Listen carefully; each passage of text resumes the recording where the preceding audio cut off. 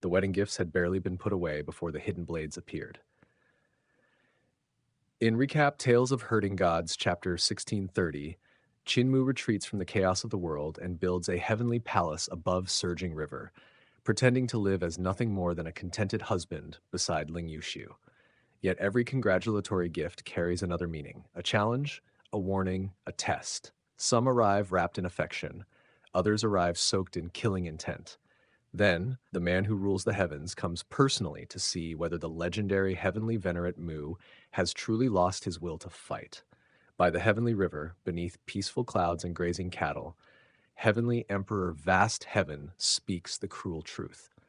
Qin Mu fears most. As long as eternal peace exists, it will remain the weakness inside his Tao heart. And when Xing'an's terrifying gift finally reveals the dissected secrets of Heavenly Emperor Hao himself, Qin Mu realizes something even more dangerous than war has already begun moving in the shadows. The calm of seclusion is ending. A new path is about to open. And someone is preparing to kill for it. There are some chapters where the battlefield is silent. No clashing armies, no divine weapons tearing open the heavens, no ancient gods roaring across the void, and yet the killing intent is everywhere. Because after Qin Mu's wedding, when the world seems to believe that Heavenly Venerate Mu has finally laid down his blade, the true danger begins, not from an enemy charging through the gates, but from gifts, smiles, political courtesy, and old rivals pretending to offer blessings. This is the kind of peace that makes experienced cultivators uneasy. Qin Mu and Ling Yuxiu begin their married life in a strangely ordinary way. They wake early, wash, eat breakfast, drink tea, and inspect the wedding gifts sent by friends, elders, allies, rivals, gods, emperors, and people whose intentions are not easy to read. On the surface, this should be a warm scene. A newly married couple surrounded by blessings from across the world. But in a Shanxia world, gifts are never just gifts. A treasure may be a blessing.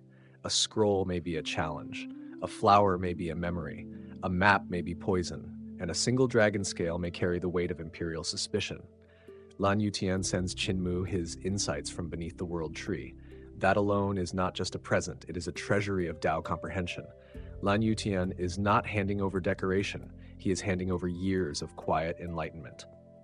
Xu Shenghua's gift is more elegant, almost scholar-like, tea and orchids. It matches his temperament perfectly. Calm, refined, and deceptively deep. Jie Huali offers a jade carving made by his own blade. Tao Master Lin Xuan sends algebraic research. Zhang Kong Rulai sends a rosary. Wang Moran sends a challenge, asking Qin Mu to fight him at the same realm. And this is important. Even at a wedding, these people are not simply celebrating Qin Mu. They are measuring him, challenging him, pushing him, reminding him that the path of cultivation does not stop just because a man has entered domestic peace. Then come the stranger gifts. Emperor Yanfeng sends a thick stack of memorials marked with Qin Mu's name and written approvals. This is almost comedic, but beneath the joke lies a political message. Eternal peace still needs Qin Mu. Retirement is easy to declare, but difficult to truly live. Imperial Preceptor Jiang Baigi sends a branch containing sword path. That is not a household ornament. That is sword intent sealed into form. Whether it is a gift, a challenge, or a lesson depends on how Qin Mu chooses to read it. Saint Woodcutter sends a record of 360 postnatal great Taos, almost like passing down a mantle. To ordinary people, this would be a priceless scripture. To Qin Mu, it becomes a mirror, showing both the achievement of past thought and the limitation of old systems. Because eternal peace has changed, the old world believed the Tao could be cataloged, named, and inherited. But eternal peace's reform has created new crafts, new sciences, new divine arts, and new industries. Every new path of human effort may become a new postnatal great Tao. This is one of the chapter's quiet but powerful ideas. The Tao is not only something ancient sages discover in caves. The Tao can also be born from civilization, from reform, from tools, from mathematics, from medicine, from machines, from ordinary people solving ordinary problems until heaven itself is forced to recognize a new law. That is why Qin feels the bottleneck of his cultivation shifting. He is not just reading gifts, he is reading the future. But before that deep realization fully forms, the chapter lets the married couple breathe through comedy. Fisherman Han Tang sends 2 little red kun, still small enough to look harmless, swimming with pacifiers like innocent baby fish. Ling Yuxiu is charmed. Qin Mu immediately warns her not to be deceived. These are kun.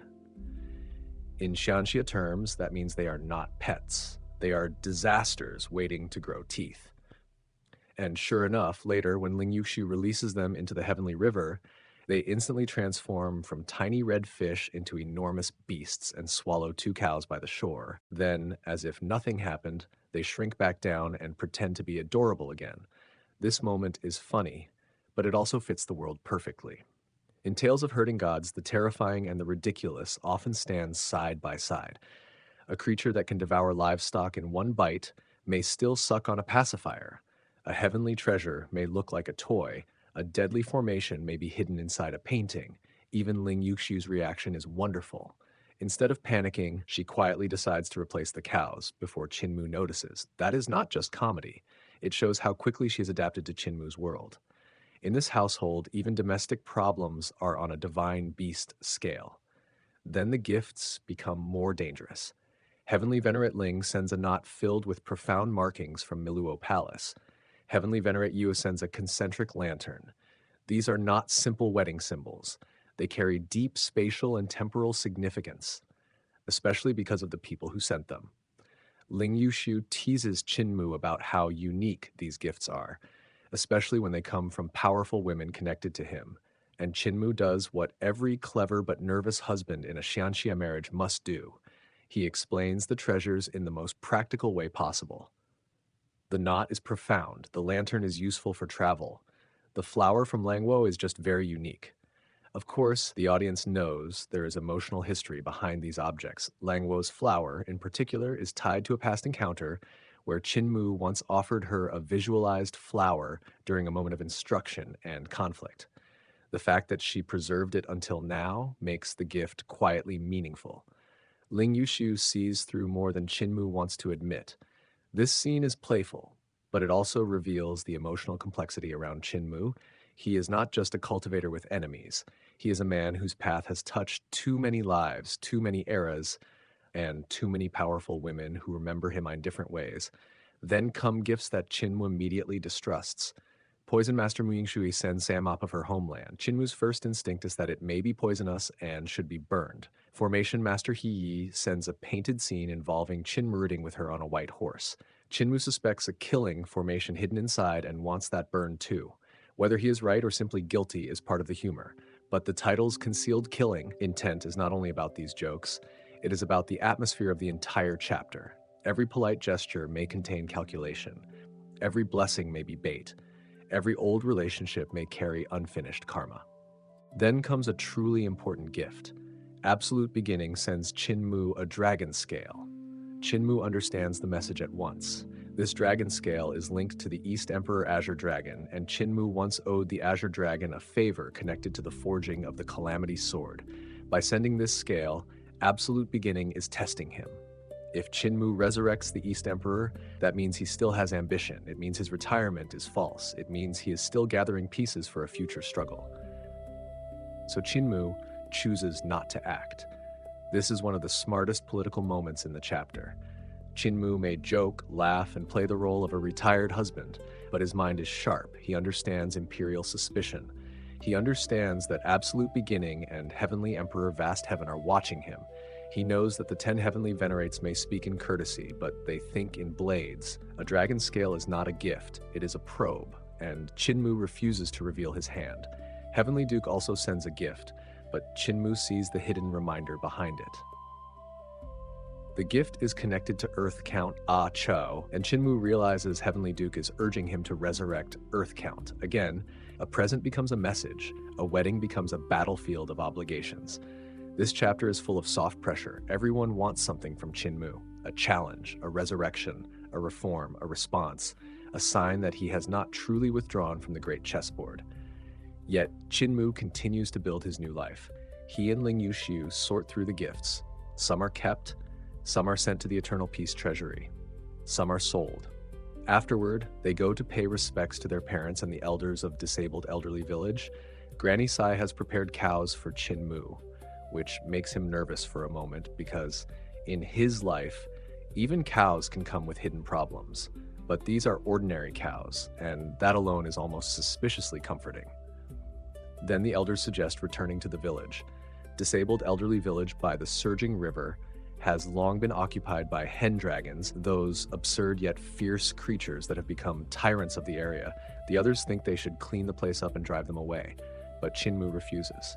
He says, in essence, that he is now a reclusive Heavenly Venerate. If he has stepped away from power, why should he squeeze himself back into the old little village? So instead of reclaiming the past, he creates something new. With divine consciousness, Qin Mu visualizes a radiant heavenly palace above disabled elderly village. It rises among the clouds, golden and majestic, fragrant and grand, a floating residence above the mundane world. This is not just a display of power, it is symbolic. Qin Mu is no longer the boy herding cows in the village. He is no longer simply the reckless youth who challenged gods because he had no other choice. He has become someone who can build a palace in the sky with thought alone. And yet, beneath that palace, the hen dragons still stare upward in envy. That contrast is pure tales of herding gods, divine grandeur above, village absurdity below. Qin Mu moves land to the heavenly river and lets the cows graze there. Ling Yuxiu plants Langwo's flower by the river. She also plants the chewed carrot from Yan Yunshi's donkey, only for it to transform back into a naked childlike radish spirit that jumps into the river to bathe. When the red kun try to eat this creature too, the little radish fights back and beats them instead. This is comedy, yes, but it also reminds us that in this universe, life force, spiritual roots, divine beasts, and strange treasures all operate by their own wild logic. Nothing is harmless just because it looks cute. Nothing is ordinary just because it came as a wedding gift. Meanwhile, Qin Mu enters a period of rare stillness. He studies the ancient records, he reads Lan Yuqian's insights, he examines the transformations brought by Eternal Peace's reform. He compares St. Woodcutter's system of postnatal great Taos with the new world growing around him. And slowly something happens inside him. His Tao heart settles. For most of the story, Qin Mu has been a man in constant motion. Fighting, escaping, calculating, healing, resurrecting, debating, overthrowing, rebuilding. His cultivation has always advanced through crisis. But now peace becomes another kind of cultivation. This is a major turning point. Not all breakthroughs come from battle. Some come from stillness. Some come from marriage. Some come from sorting through gifts and realizing every friend, enemy, and teacher has left a piece of the age in your hands. Qin Mu feels his paths, skills, and divine arts approaching a bottleneck. Not a small improvement, but the edge of a new realm. However, the road ahead is unclear. He senses the door, but not the key.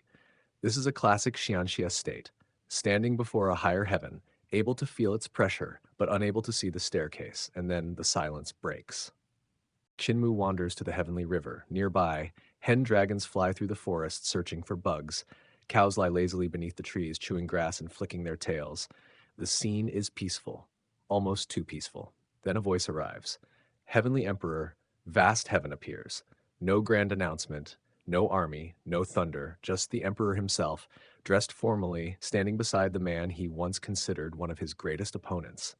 This is the true concealed, killing intent of the chapter.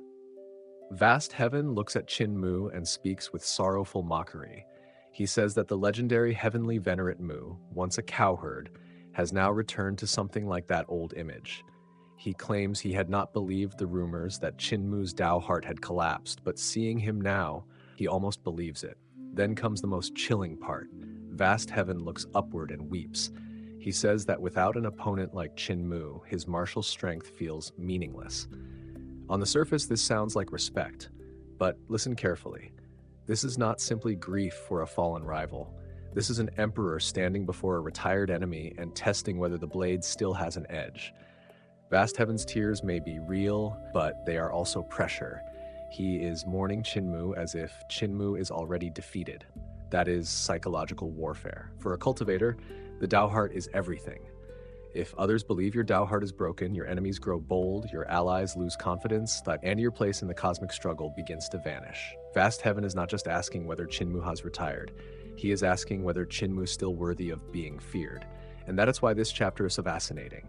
Nothing explodes, Nguyen dies, no divine art is unleashed, yet the tension is sharper than Asword. A wedding becomes a test, a gift becomes a trap, a peaceful home becomes a stage, and a visit from the Heavenly Emperor becomes a silent duel between two Tao hearts. Qin Mu may be smiling, farming, reading, and playing the role of a retired husband, but the world does not believe him. Absolute Beginning tests him with a dragon scale.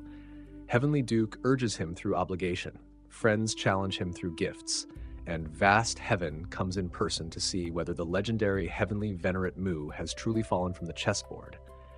So the real question is not whether Qin Mu can still fight. The real question is whether this quiet life is genuine peace, or the calm before Qin Mu's next heaven-defying breakthrough. A fallen hero is most dangerous when everyone believes his sword has already rusted. And in this moment, beside the Heavenly River, Heavenly Emperor Hao makes the same mistake that tyrants have made since the ancient eras. He thinks Qin Mu has truly been broken. He thinks eternal peace has become a chain around Qin Mu's soul. He thinks love, loyalty, and human feeling are weaknesses. But in the world of cultivation, a shackle can also become a blade. The scene opens with a meeting that feels less like a conversation and more like two heavenly storms testing each other's pressure. Qin Mu stands before Heavenly Emperor Hao with the appearance of defeat. Calm face, quiet voice, no reckless anger, no sudden eruption of divine might. Yet Hao sees through enough of him to know one terrifying truth. If Qin Mu still had no attachment, no burden, no beloved homeland, then even the supreme ruler of the heavens would never sleep peacefully again. This is the first major idea of the chapter. Qin Mu cannot be killed easily. His body, his cultivation foundation, and his strange immortal resilience make him almost impossible to erase.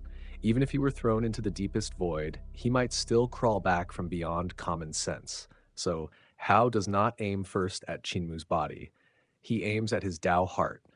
And here, Heavenly Emperor Hao reveals the cruelty of a true imperial cultivator. He tells Qin Mu that eternal peace is his fatal point. Not because eternal peace is weak, but because Qin Mu loves it too deeply. To Hao, emotions are tools. Nations are pieces on a board. People can be sacrificed if they stand between him and eternal authority. That is why he calls himself the victor.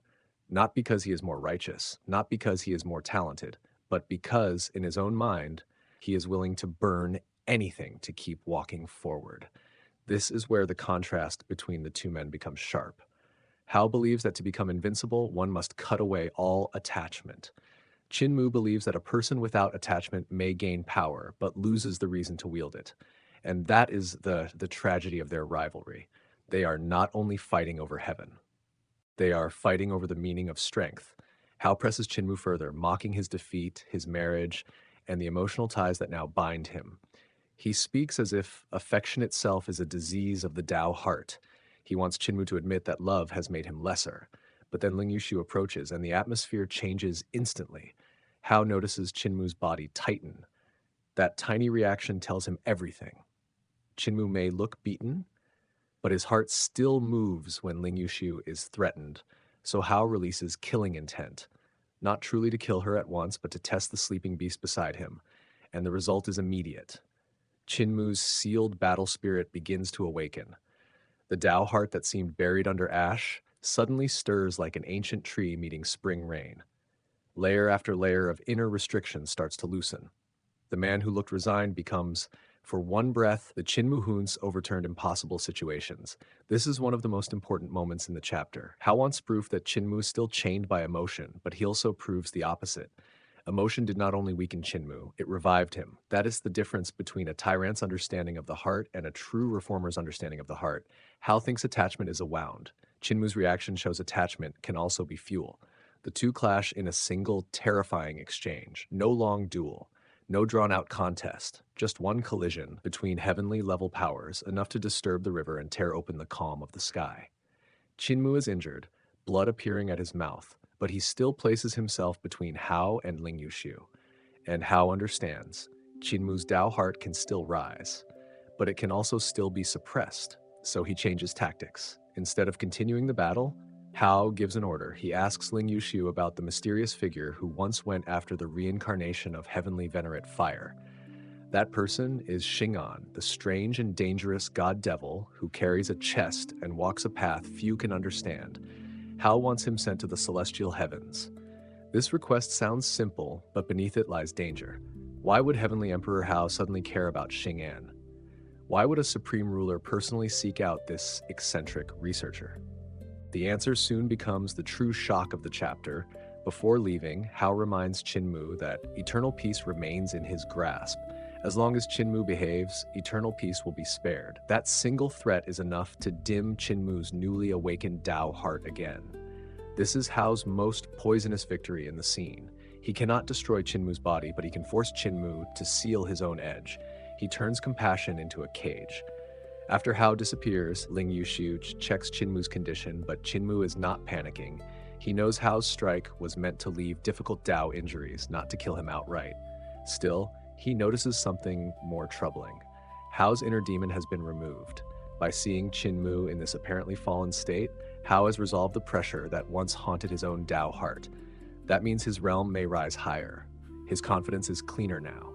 His will is more complete.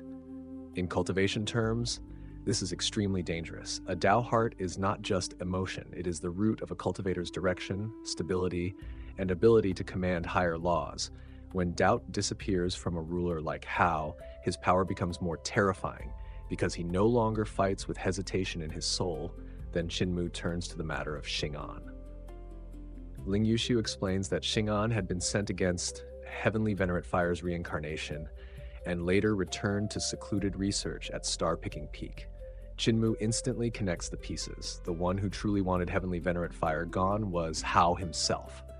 If Hao's reincarnation encountered Xing'an, then Xing'an may have done something far beyond expectation. And then comes the wedding gift. Ling Yuxiu reveals that Xing'an sent something so disturbing, so strange, that she had hidden it away. A human skin covered in Tao markings. Now, in another story, this would simply be horror. But in Tales of Herding Gods, horror often becomes scholarship. Qin Mu opens the sealed box and studies the gift. What he sees is not random cruelty. The markings form a detailed map of Heavenly Emperor Hao's cultivation structure. Heavenly palaces, treasure halls, circulation paths, and the inner logic of his great technique. In other words, Xing'an did not merely defeat a reincarnation, he dissected a heavenly emperor's method. He turned Hao's reincarnated body into research material and delivered the result to Qin Mu as a congratulatory gift. This is why Xing'an is such a fascinating character. He is not righteous in the normal sense. He is unsettling, cold, and obsessive.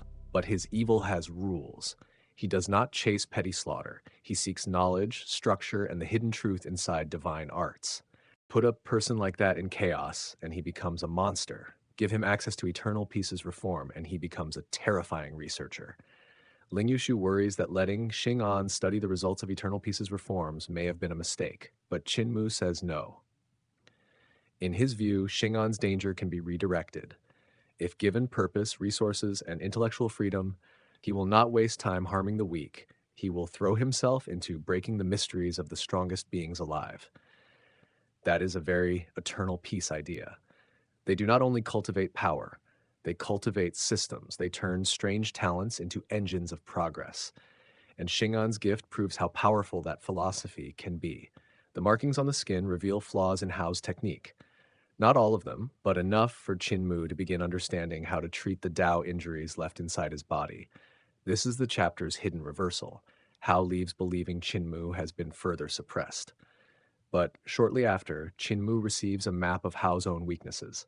This is classic Qin Mu. Even when trapped, even when injured, even when forced to appear defeated, he keeps gathering tools for the next impossible counterattack. Then Qin Mu enters his dream cultivation.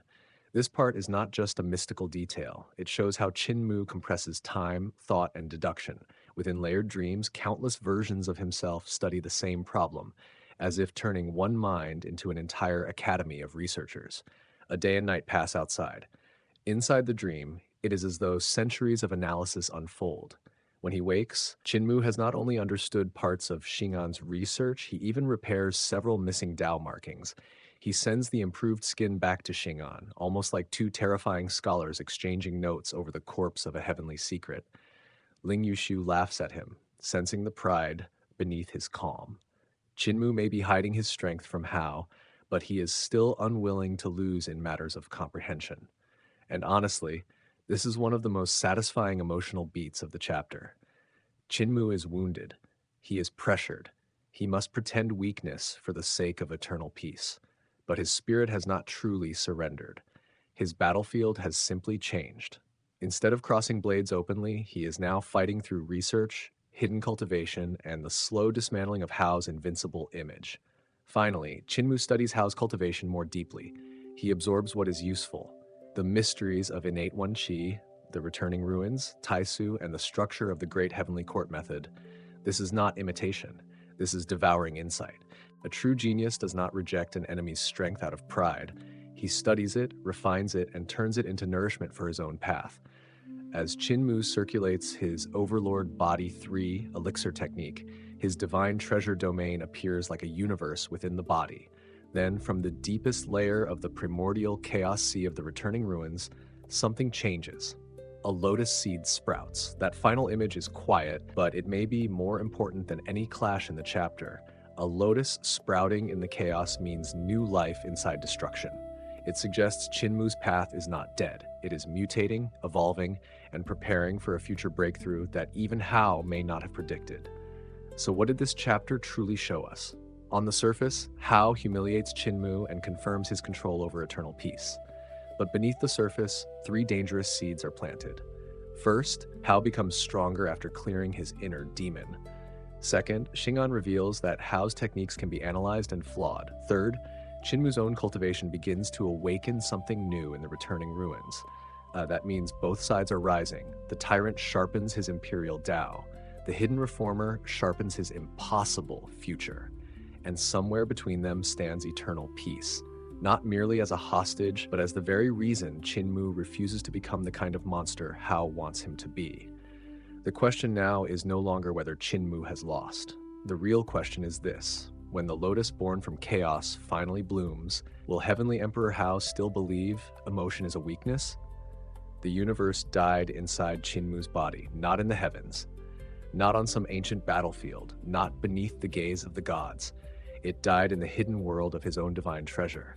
And from that death, something impossible began to bloom. At the very bottom of the returning ruins, where chaos itself shines like the first and final light of existence, the lotus seed Qin Mu had once received from the mysterious second young master of Miluo Palace finally awakened. For a long time, that seed had been silent. Qin Mu had thrown it into the abyss within his divine treasure and left it there, almost like a forgotten piece on a chessboard. But now, after studying the great Heavenly Emperor's technique and piecing together the profound truths hidden in the human skin given to him by Xing'an, the missing spark arrived. The seed split, a thorn-covered root emerged from the chaos. Dark red lotus leaves pushed upward, and from the sea of destruction, the path of returning ruins began to take form. This is the kind of moment that separates Qin Mu from ordinary cultivators. Other people gain a divine art and use it as a weapon. Qin Mu gains a divine art and uses it to rebuild the logic of his entire cultivation system. He immediately understands the significance. The Heavenly Emperor's technique and Xing'an's research have accidentally given him exactly what he lacked. Not raw power, not a sharper sword, not another divine ability. They gave him the final piece needed to complete the great circulation of his technique. And that is far more terrifying, because Qin Mu has never simply chased strength. His path has always been stranger than that. He studies the body like a scholar, dissects divine arts like a madman. Andre builds cultivation itself like a creator standing before an unfinished universe. He had already studied the returning ruins through the bodies of Madame Yuan, the Empress. He had analyzed its runes with microscopic and macroscopic algebra. His understanding was already frighteningly deep. But understanding the symbols of Apith is not the same as grasping its soul. The returning ruins is not merely a place of destruction. It is the mouth of cosmic death. It is the womb of cosmic rebirth. It is where all worlds collapse into chaos and where the next cycle may be born. That was the truth Qin Mu was missing. And when the lotus seed finally sprouted, that truth rushed into him like a flood. One lotus leaf became 2. A bud rose from the chaos. Twin lotuses appeared in the abyss. This image matters. In Xianxia cultivation, a lotus is never just a flower. It is purity rising from filth, order rising from chaos, life standing atop death. But here, Qin Mu's lotus does not grow from mud. It grows from the end of the universe. That means his technique is no longer only about preserving life or commanding divine power. It is beginning to touch the cycle that even ancient gods fear: destruction, chaos, creation, and return. But enlightenment always comes with danger. As Qin Mu's comprehension deepens, his aura begins to fade. Inside his divine treasure, the returning ruins grow stronger and stronger. It devours Yudu. It pulls in Xuandu. It swallows the primordial world, the countless worlds, the ancestral court, even the layers of void hidden within him. His heavenly palace disappears. His heavenly court sinks. The entire inner cosmos collapses into chaos. From the outside, Qin Mu looks dead. No breath, no vitality, no trace of a living person. And here the chapter suddenly does something very clever. After showing us a cosmic level enlightenment, it cuts to the most ridiculous possible witnesses, the hen dragons. These poor creatures look at Qin Mu's motionless body and decide that the terrifying master of this inner universe has finally fallen. One even gets bold enough to approach, ready to claim his heavenly palace like a tiny feathered warlord. Then Qin Mu's body releases a heaven-splitting roar. The ambitious hen dragon is instantly roasted. And just like that, the chapter reminds us of one of Tales of Herding God's greatest strengths. It can place the birth and death of universes right next to absurd comedy. And somehow both sides make the scene more memorable, because the joke is not just a joke. These little creatures are trapped inside Qin Mu's evolving divine treasure. They become unwilling witnesses to a cycle that even gods might not survive. The world inside Qin Mu bursts open again. Life force surges. Stars appear. The ancestral court expands. Xuandu, Yudu, the myriad worlds, and ancient gods reform inside the new cosmos. The surviving creatures are swept into this rebirth. The oxen are transformed by the overflowing vitality. Their bodies mutate, their souls strengthen, and they awaken into Kui dragons. Their muscles swell, scales replace fur, horns sharpen, and divine power surges through them. This is creation as opportunity. In a normal cultivation setting, a beast might need thousands of years, rare spiritual herbs, or the blessing of an immortal to evolve. Here, Qin Mu's internal universe is undergoing creation itself, and even livestock caught in the wave can experience a heaven-defying transformation. But then, the Red Kun also receive that fortune. They grow even larger, they float through the air, they become even more dangerous. So the newly awakened Kai dragons, who had just been preparing for revenge, immediately choose the ancient martial strategy known as running away. Meanwhile, the hen dragons also change. Their wings become brilliant, their bodies grow, and they gain divine power. But their intelligence does not awaken. This is hilarious, but also strangely meaningful. Power and wisdom are not the same thing. A creature can be strengthened by heaven and earth, yet still not understand the Tao. A cultivator can gain divine abilities, treasures, and terrifying strength. But without comprehension, without a true heart of cultivation, they remain limited. The hen dragons have received fortune but not enlightenment. Then the universe collapses again. Everything is dragged back into the returning ruins. Worlds twist. Heavens fall. Life struggles helplessly. The creatures are swept into the abyss and destroyed back into chaos. Only a terrified radish-like spirit survives long enough to witness the horror. Then Qin Mu's inner cosmos opens once more. Creation erupts again. The radish tries to flee, but even escape cannot outrun the birth of a universe. This time, the creatures appear in Yudu as souls. Hen dragons, Kui dragons, Red Kun, and the radish are all caught between death and rebirth. And then Qin Mu appears in the form of a terrifying Yudu god, ox-headed, tiger-faced, immense beyond reason, holding the underworld river like a whip. This form reveals another layer of Qin Mu's cultivation. He is not merely watching the cycle of his divine treasure. He is participating in it as the ruler of death within his own inner universe. When he notices these little beings struggling in Yudu, even he seems surprised. With one lash of the underworld river, he sweeps them out and throws them back into the living world. This is a small action, but it says a lot. Qin Mu is in the middle of understanding cosmic life and death, yet he still reacts to the small lives caught inside that cycle. He is strange, dangerous, experimental, and often reckless, but he is not indifferent like the cold ancient gods. He sees them. He saves them. After landing near the Heavenly Palace, the survivors realize they have endured something no ordinary beast should ever experience. They have died, returned, awakened, evolved, and escaped destruction. The Ku dragons discover they can speak. The red kun and the radish also gain intelligence. They decide that surviving such a disaster must mean great fortune is waiting for them. Naturally, their first idea is to form a sworn alliance. Because in wuxia, whether you are a heroic swordsman, a demonic cultivator, a dragon ox, a flying fish, or apparently a radish, surviving calamity together means you are now sworn brothers.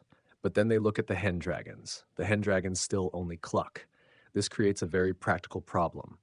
Can they join the alliance? Are they comrades? Are they sacrifices?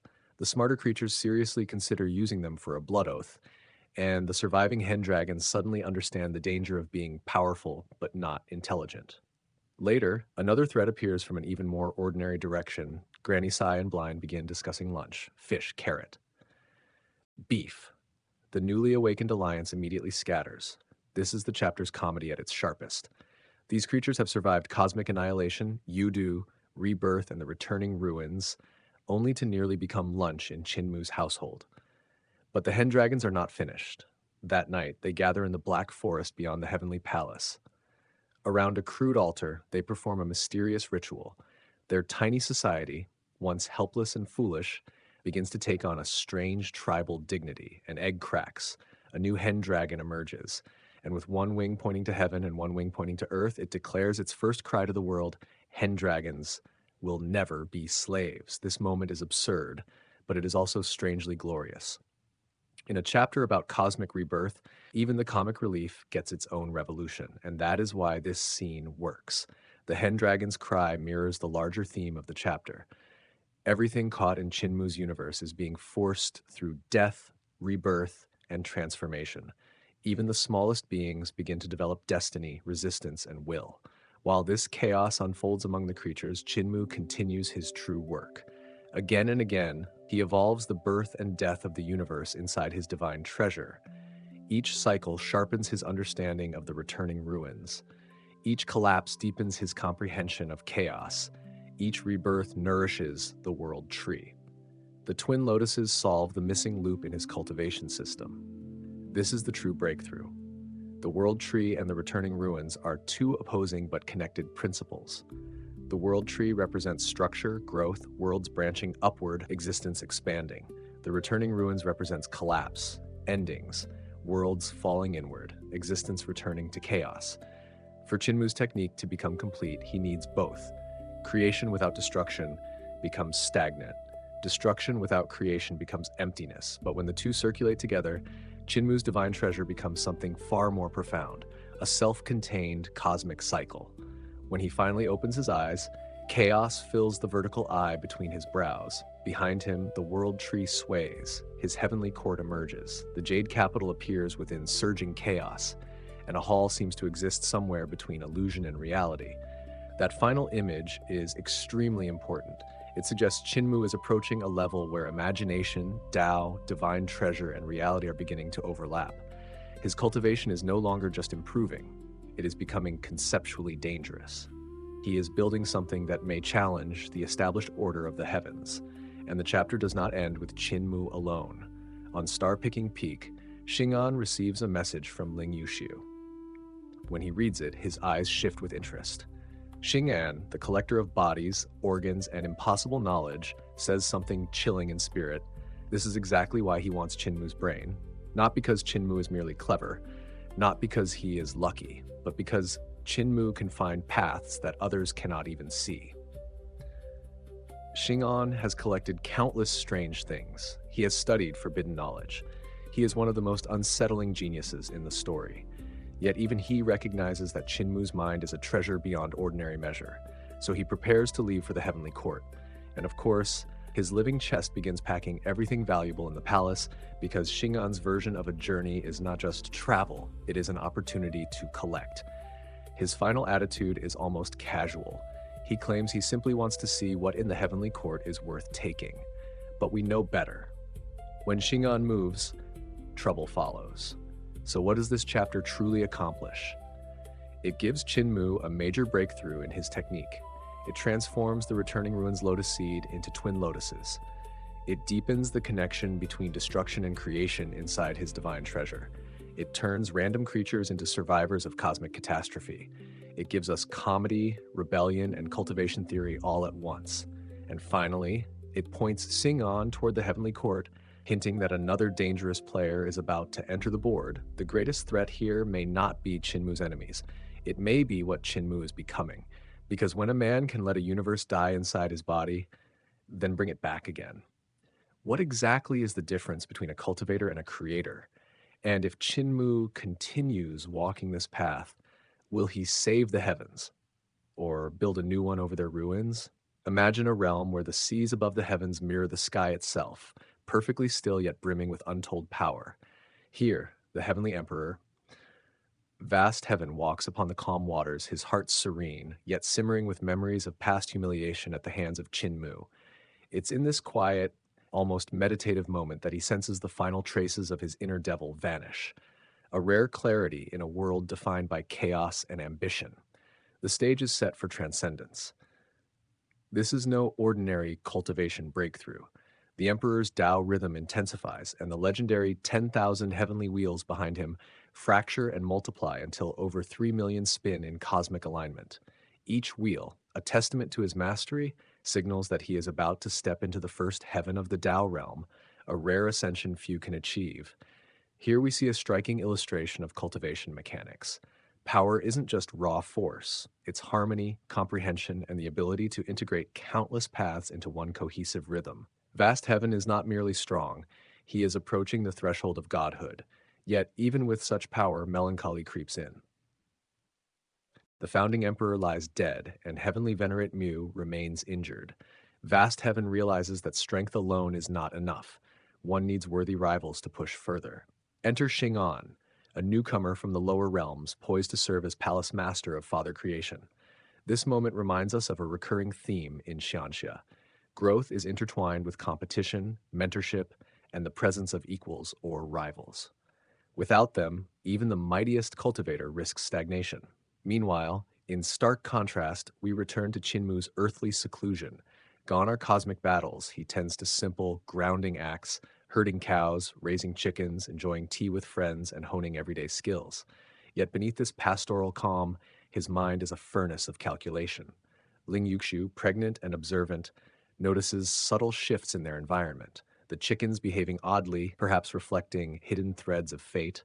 Her curiosity is not idle. It mirrors the interconnectedness of the Xianxia world, where even seemingly mundane details ripple outward to shape destiny. Qin Mu faces a familiar cultivation dilemma, the acquired Tao versus innate Tao. His Jade Capital realm is incomplete, his 58 palaces insufficient compared to the canonical 72. Here, the narrative delves into the philosophy of cultivation. Mastery is not merely accumulation, but discernment. He debates whether to use the techniques of the imperial preceptor Jiang Baigi. This is not laziness, it's strategic. Acquired Tao takes time and patience, luxuries that Qin Mu does not have amid the looming threat of eternal peace and the heavenly court. The commentary is clear. True strength lies in adaptability and timing, not brute accumulation of power. Then comes the dramatic experiment, invoking Jiang Baigi's techniques. In moments of spectacle, the 36 heavenly palaces and 72 treasure halls appear, towering with ambition and sword intent. Qin Mu tests them, and with careful precision, he breaks them again and again, revealing the limitations of borrowed power. This isn't just a display of might, it's a meditation on balance and refinement. The path of acquired heaven is potent, but it cannot replace the innate, and it demands wisdom to wield effectively. Through these scenes, the audience witnesses a profound teaching. The cultivation journey is as much about insight and judgment as it is about raw skill. The tension heightens as Mute and the villagers chime in, reflecting generational perspectives on cultivation.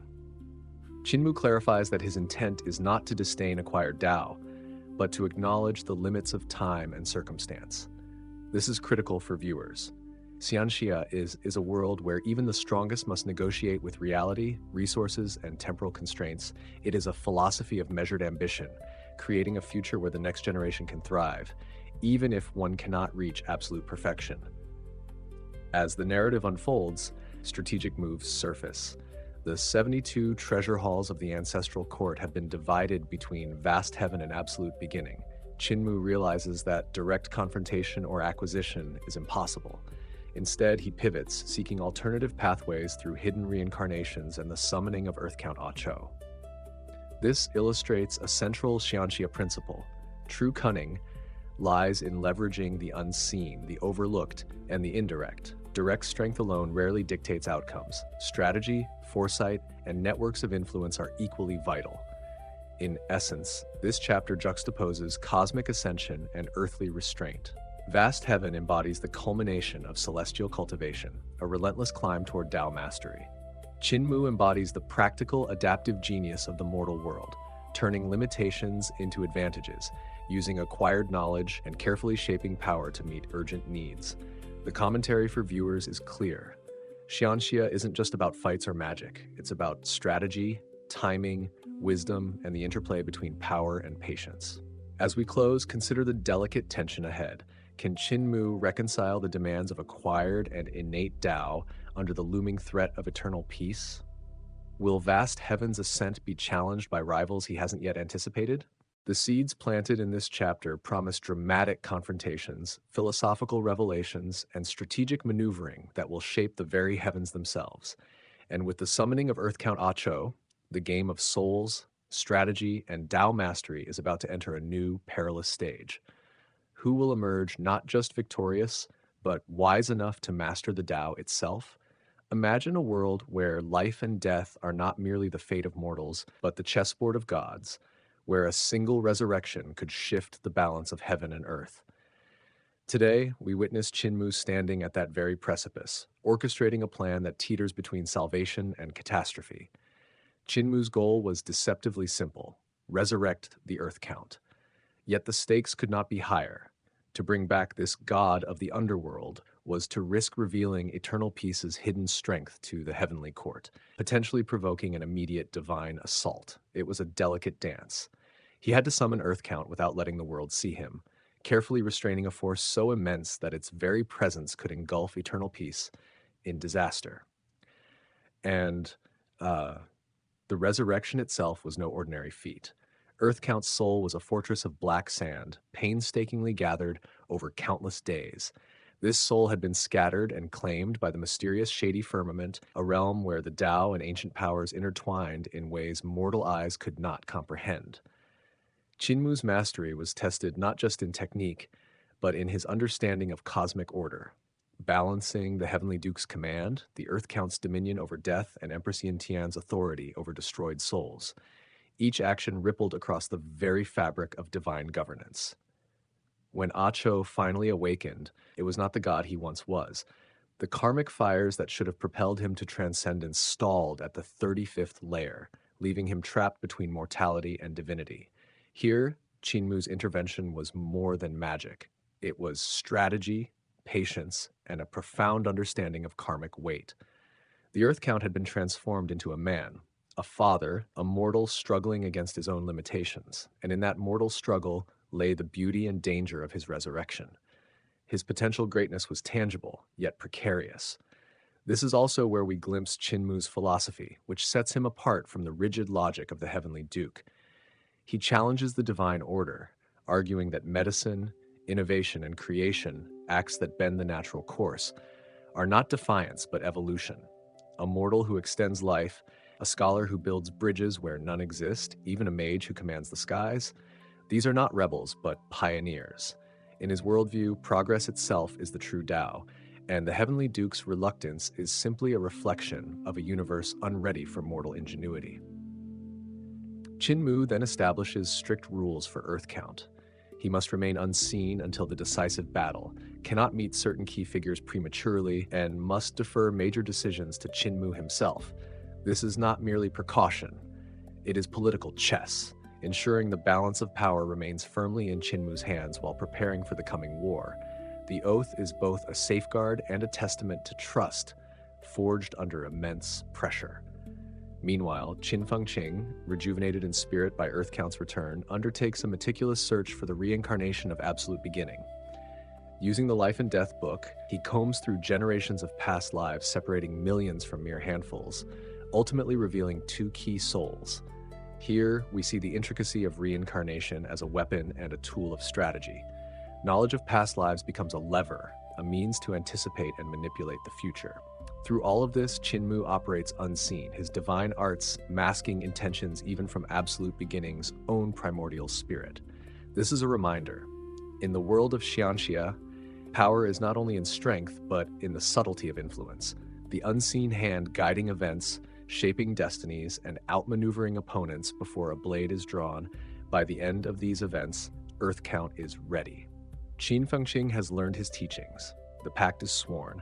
The search for absolute beginning's reincarnation is underway. The stage is set for confrontation, yet every player is bound by unseen rules, debts, and strategies that could topple empires or preserve them, and the question lingers. In a cosmos where gods themselves can be restrained, who truly commands fate, the divine or the mortal?